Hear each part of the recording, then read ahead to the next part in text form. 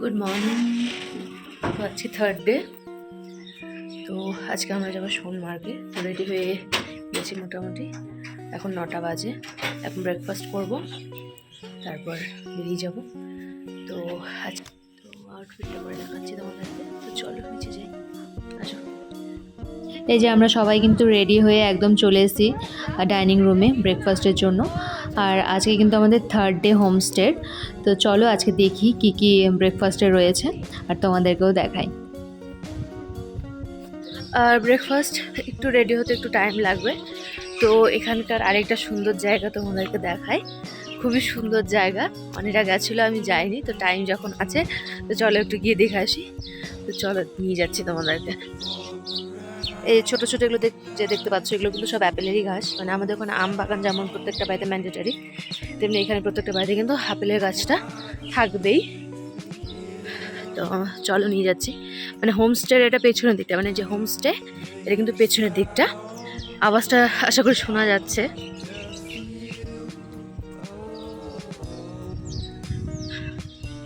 গেটটা তালা দেওয়া মনে হচ্ছে নাকি। ওয়াও, কি সুন্দর! এখানে আগে কেন আসেনি? আজকে কিন্তু আমাদের হোমস্টেতে লাস্ট ডে। কালকে আমরা রেডি হয়ে কিন্তু একেবারে লাগেজ নিয়ে বেরিয়ে যাবো। ওয়াও, এটা গোলাপের গাছ। গোলাপ এখনো ধরেনি।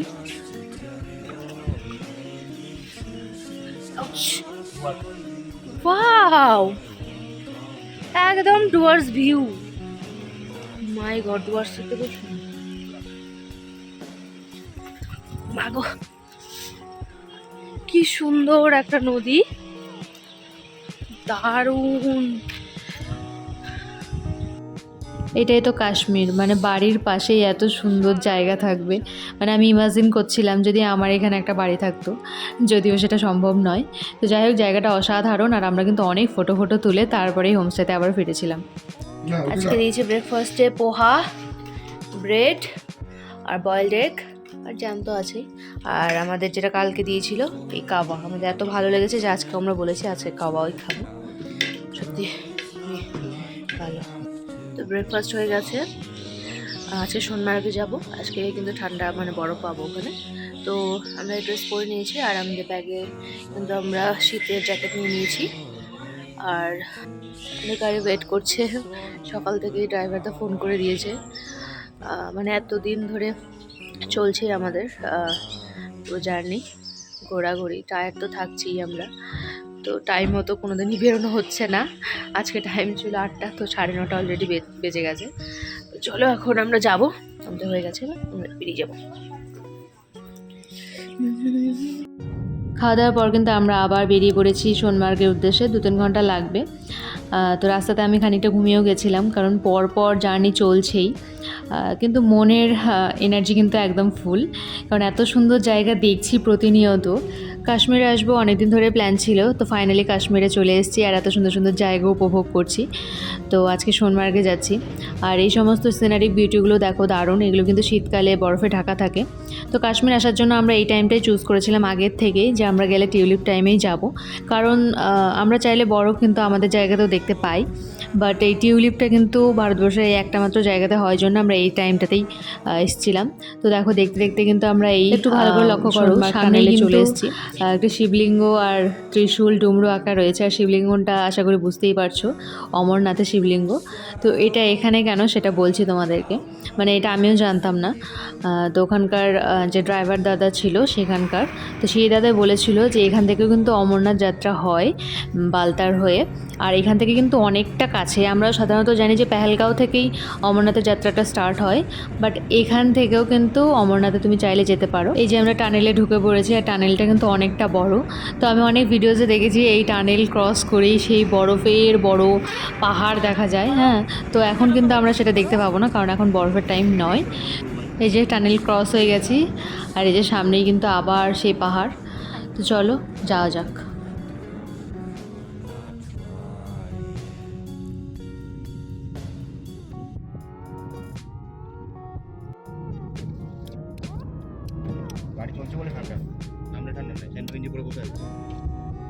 ফাইনালি আমরা সোনমার্গে পৌঁছে গেছি আর গাড়ি থেকে নেমেও গেছি, কারণ এখান থেকে আমাদের অন্য কিছু বুক করে বরফের জায়গায় যেতে হবে। তো এখানে চাইলে তুমি ঘোড়া করেও যেতে পারো, আবার গাড়ি করেও যেতে পারো। তো আমরা ঘোড়াটাকে অ্যাভয়েডই করছিলাম, যে ঘোড়াতে চড়তে ভয় লাগছিল। তো আমরা ফাইনালি একটা গাড়ি করে নিয়েছি। আর গাড়িটাও কিন্তু খুবই আমাদের ট্যাক্টফুলি করতে হয়েছে, কারণ ওখানে এত টাকা চাইছিল। তো আমরা অন্য একজনের সাথে কথাবার্তা বলে একটু রিজনেবলে অন্য জায়গা থেকে গাড়িটাতে উঠতে হয়েছে, মানে সিন্ডিকেটের ওখান থেকে আমরা উঠতে পারিনি, নইলে ওদের দেওয়া গাড়ি আমাদের ঠিক করতে হতো। আর ওই 7,000 এরকম চাইছিল তারা, আর এটাকে কিন্তু আমরা 2,500-এ পেয়ে গেছিলাম। তো বরফ কিন্তু সব জায়গাতে নেই, কিছু কিছু স্পেসিফিক জায়গাতে রয়েছে। তো আমরা দাদাটাকে বলেছিলাম যেখানে মোটামুটি একটু সমান্তরাল জায়গা আছে, উঠতে কষ্ট হবে না, সেই রকম জায়গাতেই নিয়ে চলো, কারণ প্রত্যেকটা জায়গাতে অ্যাক্টিভিটি রয়েছে। আমাদের অ্যাক্টিভিটি করার অতটাও ইচ্ছে ছিল না, তো আমরা এমন একটা জায়গাতেই যাচ্ছি যেখানে মোটামুটি সমান্তরাল। আর এই যে আমাদের শুজও পরে নিতে হয়েছে বরফে যাওয়ার জন্য। আর এই যে আমরা যাচ্ছি, এখানেও সেই লোকজনই আছে। তো তোমাকে যাওয়া মাত্রই তোমাকে ধরে নেবে তারা, এটা করতে হবে ওটা করতে হবে, মানে ফাইনালি কিছুই নয়, জাস্ট ওরা তোমাকে বলে বলে কনফিউজ করে দেবে, যাতে তুমিও একটু ভাবো যে হ্যাঁ অনেক কিছুই ওরা করাবে। তো মানে যাই হোক, এখানেও আমরা ঠকেছি, কিছু করার নেই, ঘুরতে গেলে একটু ঠকতে তো হবেই। তো এই গাড়িগুলো করে বললো আমাদেরকে টেনে নিয়ে যাবে, আবার নিয়ে আসবে স্লেজগুলোতে। বাট মানে উঠেও গেলাম, তবে গিয়ে দেখলাম খুব একটা বেশি মানে দূরে নিয়ে যায়নি, জাস্ট কিছুটা দূর। তো পার হেডে আমাদের 500 করে নিয়েছে। তো আমার মনে হলো ফালতুই এটা, এবং এর জন্যই ঠিক ছিল। যাই হোক, সাময়িক মজা হয়েছে এইটুকুটাই। তো এই যে আমরা চলে এসেছি বরফের জায়গা, আর জায়গাটা কিন্তু অসাধারণ ছিল। সে টাকা পয়সা খরচা হোক বা যাই হোক, মানে যা উপভোগ করছে সবাই মিলে, সেটা কিন্তু খুবই ভালো। আর আমার এই জায়গাটা কিন্তু সব থেকে বেশি ভালো লেগেছে। মানে এখানে আমরা অনেক সুন্দর সুন্দর ফটোজ, রিলস সবই বানাতে টাইম পেয়েছি। আর এই যে অনেকে দেখো বাচ্চাদের মতো, মানে ওর সব কিছুতেই মানে ফটোজ লাগবে, মানে ও একবার এসছে, ওর ফটোজ হয়নি জন্য আবার গিয়ে আবার এসছে। আর অনেকবার পড়েও গেছি আমি এখানে, বরফে সবাইকেই মোটামুটি 1-2বার পড়তে হয়। তো পড়ে পড়ে আমার খিদেও পেয়ে গেছে। আর পাহাড়ে এসে বরফের মধ্যে ম্যাগি না খেলে কিন্তু হবেই না। তো ছোটো ছোটো স্টল করা ছিল, সেখানে ওই ম্যাগি আর ওই চাই পাওয়া যাচ্ছিলো। তো সেখান থেকে আমরা একটু ম্যাগিই খেয়ে নিয়েছিলাম সবাই মিলে। তো অনেকটাই টাইম হয়ে গেছিলো, আবার বেরিয়ে পড়েছিলাম। তো এইখানটাতে এসে আমরা একটু আবার ছবি তুলে নিচ্ছিলাম। যাওয়ার সময় এই জায়গাটা দেখেছিলাম, তো তখন আর দাঁড়াইনি, তো আসার সময় আবার দাঁড়ালাম। এটা হচ্ছে সিন্ধু নদ, দেখে নাও সবাই। Hello guys. তারপর আমরা আবার রওনা দিয়ে দিয়েছি, আর এই যে নিয়ে নিয়েছি চাট, খুব ভালো লাগছিলো খেতে এটা। আমরা আসার সময় কিন্তু একটু বৃষ্টিও পেয়েছিলাম। মানে কাশ্মীর কিন্তু স্পেসিফিক কোনো বর্ষাকাল হিসাবে নেই, যখন তখন ওয়েদার খারাপ হয়ে যেতেই পারে, বৃষ্টিও হতে পারে। তো এতদিন আসার পরে আজকে কিন্তু আমরা ফার্স্ট টাইম একটু বৃষ্টি পেলাম। তো আমার একটু মনটাও খারাপ লাগছিলো যে বাকি কটা দিন কি হবে কে জানে। যেরকমই থাক না কেন, কাশ্মীরের যাই হবে সেটাই সুন্দর। তো সেই ভেবেই আমাদের মানসিকভাবে প্রিপেয়ার থাকতে হবে, মন খারাপ করলে চলবে না। তো পাহাড়ির রাস্তা দেখতে দেখতেই আবার যাচ্ছি আমরা হোমস্টের দিকে। তো অন্য কোথাও আর নামার প্ল্যান নেই, হোমস্টেই যাব। আর এই দেখো, সত্যি সত্যি আস্তে আস্তে মানে ডাল লেকের কাছে যখন ভালো রকমের বৃষ্টি হচ্ছিল। তো যাই হোক, আজকের দিনটা তো ঘোরা হয়ে গেছে, আসার পথে বৃষ্টি কোনো ব্যাপার নয়। তো বৃষ্টি ভেজা কাশ্মীরটাও কিন্তু দেখে নিলাম, এটাও কিন্তু একটা বেনিফিট। ওই যে আগেই বললাম যে যাই হবে সেটার পজিটিভ দিকটা দেখেই কিন্তু আমাদেরকে থাকতে হবে, নইলে কিন্তু কোনো দিনই হ্যাপি থাকা যাবে না। আর সবথেকে বড় কথা, আমরা চারজনই কিন্তু একই মাইন্ডের, মানে একই রকম পজিটিভ, তাই জন্য কারোরই কিন্তু কোনো অসুবিধা হয়নি। এই ওয়েদারে কিন্তু আমাদের খুবই ভালো লাগছিলো, আর আমরা কিন্তু খুব মানে ভালোভাবে উপভোগ করেছি। হোমস্টেতে পৌঁছে গেছি, আর এই যে সন্ধেও হয়ে গেছে, আমরা ফ্রেশও হয়ে গেছি, আর বৃষ্টি কিন্তু পড়েই চলেছে।